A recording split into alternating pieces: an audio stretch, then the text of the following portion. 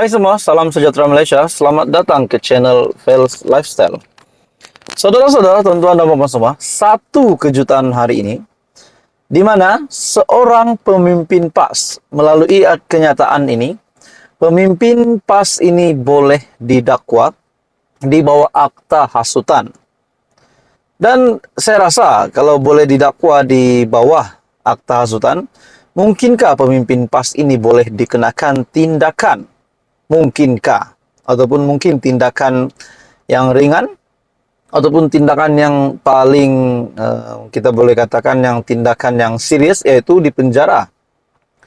Melalui satu artikel dari Malaysia Kini yang bagi saya ini amat luar biasa dan amat panas.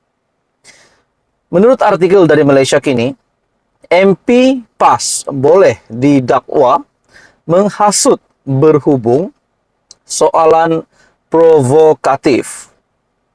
Sambil menyatakan bahawa tiada kebebasan bersuara mutlak di Parlimen, pemimpin DAP, P. Ramasamy berkata, ahli Parlimen PAS Ismail Abdul Muttalib boleh didakwa di bawah akta hasutan berhubung soalan provokatifnya di Dewan Rakyat baru-baru ini. Artikel ini dari Malaysia Kini diterbitkan pada April 13. Oke, saudara-saudara, tuan-tuan dan puan. Sebelum saya meneruskan isu yang panas ini, saya meminta jasa baik Anda untuk bantu channel ini. Tekan butang like, Anda boleh share video ini, dan tekan butang subscribe. Melalui artikel ini, dia juga menggesah supaya ahli Parlimen Maran itu meletak jawatan dengan alasan Ismail tidak layak menjadi wakil rakyat. Wah, ini memang benar-benar panas. Pada nota sama, Timbalan Ketua Menteri II Pulau Pinang itu meragui jika kepimpinan PAS atau Perikatan Nasional akan mengambil tindakan terhadap Ismail. Kadang-kadang saya tertanya-tanya, sama ada terdapat perbezaan di antara beberapa wakil rakyat kita dan bekas penyokong tegar sistem apartheid di Afrika Selatan. Ismail menyoal, apakah benar kerajaan berhasrat untuk memberi pengiktirafan kepada rakyat yang lahir selepas merdeka tanpa mengira warna kulit? Mengapa Kampung Baru Cina masih dikekalkan meskipun masih wujud komunisme ataupun komunisme di tempat tersebut, dan jika kerajaan negeri DAP di Pulau Pinang mendesak supaya lawungan azan di negeri itu diharamkan? Adalah pelik bahawa selepas lebih 6 dekad kemerdekaan, negara yang menjadi penandatangan kepada pelbagai konvensyen PBB mengenai hak asasi manusia dan menentang sistem apartheid di Afrika Selatan, serta pembela gerakan emansipasi lain, ahli Parlimen hari ini bukan kejutan seorang ahli PAS mempunyai keberanian untuk membangkitkan soalan-soalan yang menjengkelkan, jika tidak sekalipun benar-benar, dengan menyebut perkataan BODOH tambahnya. Baru-baru ini, ataupun semalam, Malaysia Kini melaporkan bahawa Ismail antara lain mengemukakan pertanyaan Dewan Rakyat, meminta kerajaan mewajarkan rasionalnya untuk mengiktiraf rakyat yang dilahirkan selepas merdeka di Malaysia tanpa mengira warna kulit. Ramasamy berkata, kewarganegaraan bukan sains roket dan proses itu tidak melibatkan warna kulit. Bagaimana warna kulit boleh menjadi kriteria penentuan kerakyatan di Malaysia? Rakyat Malaysia tidak berkulit putih, tetapi mempunyai pelbagai warna kulit yang berbeza, tambahnya. Sementara itu, Ismail turut mempersoalkan mengapa Kampung Baru Cina masih dikekalkan dan jika komunisme masih wujud di tempat tersebut. Menjawab soalan itu, Ramasamy berkata, Kampung Baru itu ditubuhkan semasa darurat untuk menghentikan gangguan komunis terhadap penduduk kampung. Pemimpin DAP itu berkata bahawa banyak daripada kampung-kampung berkenaan telah berubah menjadi kawasan bandar yang berkembang maju dan mencadangkan bahawa terdapat pengaruh komunis adalah tidak bijak. Jadi menurut artikel ini, MP PAS boleh didakwa menghasut berhubung soalan provokatif. Jadi saudara-saudara, menurut artikel ini adalah satu situasi yang amat panas bagi saya. Menurut Anda tuan-tuan dan semua, apa komen Anda dengan berita hari ini? Teruskan bersama di dalam channel ini. Untuk info baru, info hangat, jangan lupa tekan butang like, share, dan subscribe. Hai semua, salam sejahtera Malaysia.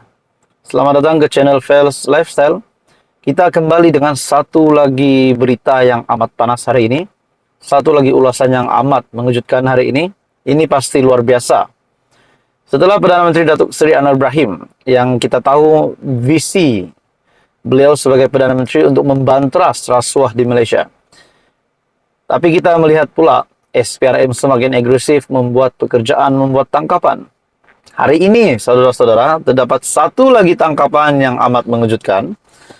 Ini berkaitan dengan seleweng RM9 juta duit syarikat pusat urut. Ini bagi saya menjadi satu lagi kekecewaan buat rakyat Malaysia. Sebelum ini kita jarang mendengar tangkapan dari SPRM. Namun setelah Datuk Seri Anwar Ibrahim menjadi Perdana Menteri, semakin aktif pula kita melihat, mendengar di media sosial, tidak kiralah di YouTube, di mana-mana platform media sosial berkaitan dengan tangkapan SPRM. Satu artikel panas hari ini, saudara-saudara, 3 wanita disyaki seleweng RM9 juta duit syarikat pusat urut.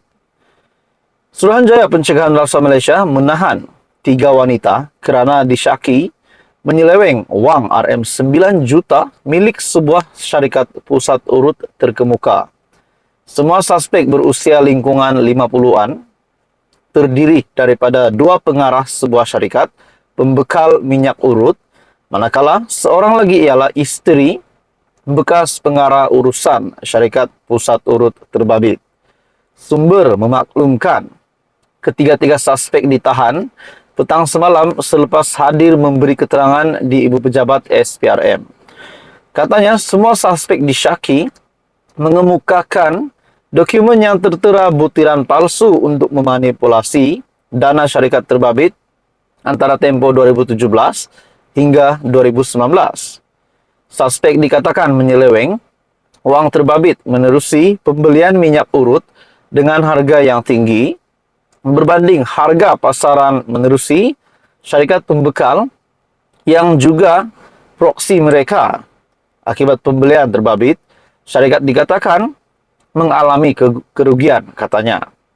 Sementara itu, pengarah kanan siasatan Suruhanjaya Pencegahan Rasuah Malaysia, Datuk Seri Hishamuddin Hashim, mengesahkan penahanan 3 wanita terbabit dan kes disiasat mengikut Seksyen 16 Akta SPRM 2009. Menurut Anda, tuan-tuan dan puan semua, adakah ini kita boleh beri tajuk tangkapan yang mengejutkan Perdana Menteri Datuk Seri Anwar Ibrahim, disebabkan kita tahu Datuk Seri Anwar Ibrahim yang kita dapat lihat misinya untuk membantras rasuah di Malaysia, untuk membersihkan jerung-jerung perasuah di Malaysia. Akhirnya hari ini satu lagi artikel yang mengejutkan berlaku, satu lagi situasi tangkapan mengejutkan berlaku melalui artikel ini dari biharian.com. Katanya SPRM kini sedang mengesan 2 lagi individu dipercayai suspek utama kes berkenaan, yaitu bekas pengarah urusan dan bekas pegawai keuangan syarikat pusat urut terbabit.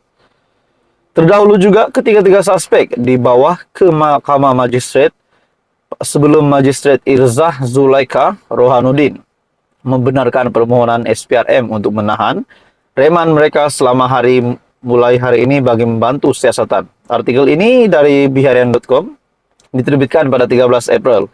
3 wanita disyaki seleweng RM9 juta duit syarikat pusat urut. Apa komen Anda? Teruskan bersama di dalam channel ini. Jangan lupa tekan butang like, share, dan subscribe.